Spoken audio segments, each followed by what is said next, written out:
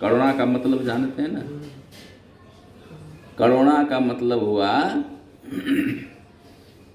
सामने वाले के दुख को, किसी के दुख को देखकर उसके दुख को दूर करने की एक भावना हृदय में उत्पन्न होना, उसके दुखों को हरने के लिए, उसके दुखों को मिटाने के लिए अपने आप को समर्पित कर देना, अपने आप को उसके प्रति संलग्न कर देना, यही करुणा का लक्षण होता है, यह करुणा का स्वभाव होता है, यह एक भाव है, यह एक मन स्थिति होती है। सो ठाकुर जी में यह भाव स्वभाववश निरंतर बना रहता है। न जाने कब कहाँ किसके ऊपर करुणा उमड़ पड़े उनकी। इसलिए उन्हें करुणा बरुणालय कहा गया। जैसे बरुणालय यानी सागर, सागर में जैसे अकारण लहरें उठती रहती है ना, तरंगें उठती रहती है, अकारण, कोई कारण नहीं होता। जैसे नदियों में कारणवश तरंगें उठती है, वहाँ बाढ़ आए तो तरंगें आती हैं, या फिर नीचे की ओर बहाव मिल जाए तो प्रवाह तेज हो जाता है। सागर में ऐसा कुछ नहीं होता, अकारण तरंगें उठती रहती है, लहरें आती रहती है। तो ठाकुर जी के करुणा ऐसी ही है, अकारण उमड़ती रहती है। जीवों का अकारण दुख दूर होता रहता है उनकी करुणा के कारण। स्वभाववश वो दुख दूर करते रहते हैं। उन्हें हम कहें कि आप हमारा दुख दूर करो, आप हमारी दुखद दशा देखो, तब करेंगे सो बात नहीं, निरंतर करते हैं, कर ही रहे निरंतर। उनकी कृपा ही तो है जो हम कम से कम यहाँ तक जो है हम सब मनुष्य जन्म मिला, ये करुणा नहीं क्या? उनकी ही तो कृपा है। नहीं तो इतना प्रारब्ध का पंख जमा हुआ है, उसमें फंसे हुए हम जीव अपने सामर्थ्य से, अपनी इच्छा से उस पाप पंख से हम नहीं निकल सकते, उस प्रारब्ध की पाक से, उस कीचड़ से हम अपने आप को नहीं निकाल सकते। मनुष्य बने, भारत में जन्म हुआ,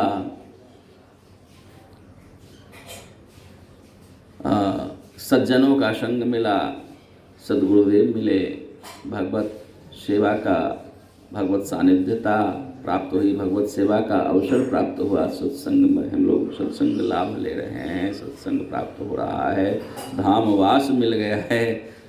ये सब जो भी आप सब, ये उनकी कृपा ही तो है। ये समस्त जितनी भी महत उपलब्धियां हैं, अलौकिक उपलब्धियां हैं। संसार में रहते हुए, लोक में रहते हुए अलौकिक उपलब्धियां हैं।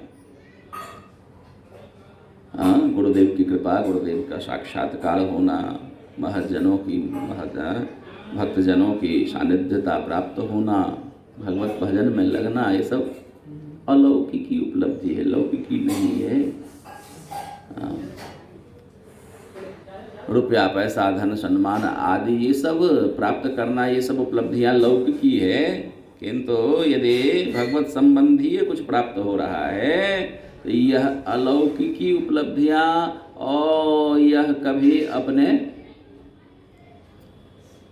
पुरुषार्थ से हम प्राप्त नहीं कर सकते। ये समस्त कृपा साध्य हैं।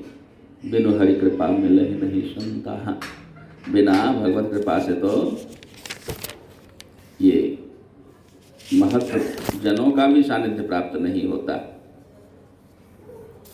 इसलिए महत कृपा से फिर सत्संग लाभ होता है। सत्संग से सेवा की रुचि बनती है, भजन की रुचि बनती है। तो ये समस्त कृपा से जुड़ी हुई उपलब्धियां हैं। उनकी कृपा हुई, उनकी करुणा हमारे ऊपर उमड़ी, तो ही यह सब प्राप्त कर पा रहे हैं। सोई जानत जे देहि जनाए, इनके संबंध में कुछ भी यदि हो रहा है, यदि भगवान नाम जिह्वा पर एक बार आ गया, भगवत सेवा करने की हृदय में इच्छा हो गई, धाम जाने का एक बार मन बन गया, हृदय में संकल्प हो गया, तो यह भी इनकी कृपा ही है। नहीं तो शुभ संकल्प आना ही संभव नहीं है। ऐसा जन्म जन्मांतर के अशुभ विचारों से हम भरे हुए हैं, अशुभ संस्कारों से भरे हुए हैं, कहाँ आना। अनादिकाल से उसी का अभ्यास चला, अनादिकाल से उसी विषयों के गर्त में पड़े रहने वाले हम जीव, यह सत्संकल्प भला आएगा कहाँ से? यह भी उनकी ही इच्छा है कि आप हृदय में अपने आप को प्रकाशित करते हैं और उनके प्रकाश में हमें कुछ आत्म तत्व समझने का, कुछ उसकी जिज्ञासा बनती है। हम अपने आप को समझना चाहते हैं, जानना चाहते हैं, और फिर वो हमें रास्ता बताते हैं। जैसे ब्रह्मा जी का प्रसंग है ना, जब कमल नाभि कमल से आप बाहर निकले, चारों ओर जल ही जल दिख रहा, कहीं कुछ है नहीं। अपने आप को पता करना चाहा कि मैं कौन हूँ, कहाँ से आया, कहीं कुछ तो है नहीं। उसी कमल नाल में, कमल दंड में नीचे प्रवेश किया और उसका आद्योपांत ढूंढना चाहा। 1000 वर्ष अपनी वर्ष से 1000 वर्ष तक लगे रह गए, ऊपर नीचे करते रहे, कुछ पता नहीं चला। यह अपनी दशा है। फिर उनकी यह दशा देख करके ठाकुर जी की करुणा उमड़ती है। फिर उन्हें संकेत करते हैं कि तुम तप करो। भागवत जी में ऐसा वर्णन आया ना, उस कमल की पंखुड़ी से, पत्ते से जो जल का टकराव होता था, तप तप तप तप की आवाज आती, उस आवाज को उन्होंने सुना। 1000 वर्ष से सुन रहे थे, लेकिन जब भगवत इच्छा हुई तब उनके हृदय में यह बात, वह आवाज, वह शब्द, उन्हें उसका अर्थ समझ में आया कि ओ, ये जो आवाज़ आ रही है तप तप तप, इसका मतलब तप कोई क्रिया है, और यह संकेत मुझे इसकी ओर से मिल रहा है कि हमें तप करना चाहिए। फिर तपस्या करने लगे, भजन में तब प्रवृत्त हुए। यह हृदय में यह भाव जगाने वाला कौन होता है? तो 1000 साल से तो तप तप तप तप की आवाज़ तो होती ही रही, उसमें पानी का टकराना उसके साथ तो चलता ही रहा। अब आकर के इनको इसका मतलब पता चला कि तप तप का, इस आवाज़ का क्या मतलब होता है, इसका क्या अर्थ होता है। ओ, तपस्या के लिए प्रेरित कर रहा है मुझे। यह सद्विचार, सत्कर्मों के प्रति प्रेरित करना, यह भगवत इच्छा ही होती है, भगवत कृपा ही होती है। यह भगवत करुणा है। उनकी करुणा उमड़ती है, उनकी दया जब होती है, तभी हम जीवों के हृदय में इनके प्रति संलग्न होने का शुभ विचार आता है। अपने आत्म कल्याण की बात मन में आती है, नहीं तो वही खाने पीने जीने मरने में जीवन चला जाता है। आहार निद्रा भय मैथुन समान में तत्पशु नरानाम, इन्हीं कृत्यों में, इन्हीं कर्मों में जीवन बीत जाता है। चाहे जो भी शरीर हो, जिस योनि में हो, इन्हीं कर्मों में लगे लगे रह करके तुम निकल जाते हैं। ऐसे ही तो होता आया अनादिकाल से, अनंत जन्म, अब तक असंख्य जन्म धारण किया हमने, फिर भी वही दशा तो बनी हुई है। उस दशा से निकलकर आज इस दशा में हम आए हुए हैं। यह है भगवत कृपा, जो उनकी करुणा की अनुगामिनी होती है, उनकी करुणा के इशारे पे चलती है। कृपा करुणा के इशारे पे चलती है। कृपा शक्ति करुणा शक्ति के अधीन है। जब उनकी करुणा होती है, उनकी दया होती है, तब स्वतः कृपा उमड़ पड़ती है। ठाकुर कृपा करने को उद्यत हो जाते हैं। ऐसे करुणा वरुणालय निरंतर अपनी करुणा के प्रवाह के द्वारा, करुणा के उन तरंगों के द्वारा हमें उसमें समेट करके अपना बनाना चाहते हैं, अपनाना चाहते हैं।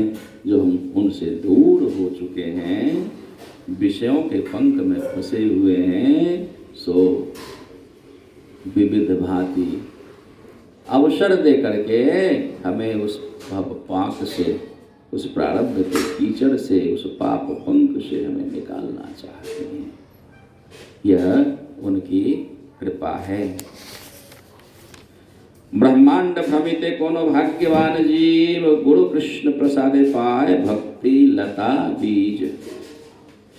जब इस ब्रह्मांड में भ्रमण करते करते बिरले कोई असंख्य जीव अणुवत इस वातावरण में तैर रहा है। जैसे अणु तैरता है ना, देख रहे होंगे, जहाँ खिड़कियों से रोशनी प्रवेश करती है, धूप आती है, झरोखे से आती है, उसमें देखेंगे ना छोटे छोटे अणु कण दिखता है, उड़ रहा हो।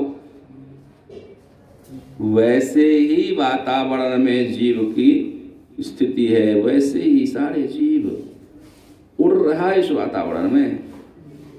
और हरि गुरु कृपा से, भगवत कृपा से इस ब्रह्मांड में ऐसे ही भ्रमण करते, विचरण करते हुए मैं कभी भक्ति लता बीज उसको चलते फिरते में प्राप्त हो जाता है।